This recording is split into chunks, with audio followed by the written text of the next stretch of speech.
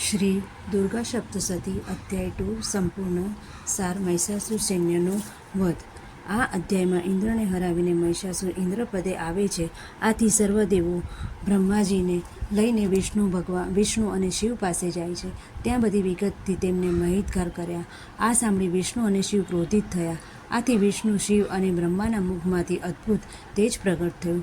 તે તેજમાં બીજા દેવોનું તેજ સમૂહ ભળતા દેવી રૂપ ધારણ થયું। આ દેવીને દરેક દેવોને આયુધો, આભૂષણો અને અન્ય ઉપયોગી સામગ્રી આપી। આથી દેવી શક્તિશાળી બન્યા। દેવીના અટ્ટહાસ્યથી આકાશ ગાજી ઉઠ્યું, સમુદ્ર કંપી ઉઠ્યા, પૃથ્વી હાલી ગઈ અને પર્વતો ધ્રુજી ગયા। દેવીના અટ્ટહાસ્યથી મહિષાસુર અને તેનું સૈન્ય ચોંકી ઉઠે છે। તેઓ દેવીને મારવા માટે અદ્રક, હાથી, ઘોડા, રથ અને આયુધો સાથે બધા નીકળી પડે છે। સેનાપતિ ચિક્ષુર અને ચામર દેવી સાથે યુદ્ધ આદરે છે। યુદ્ધ ભયંકર રૂપ લે છે। દેવીને પોતાનું વાહન સિંહ એને ઘણો મદદ કરે છે।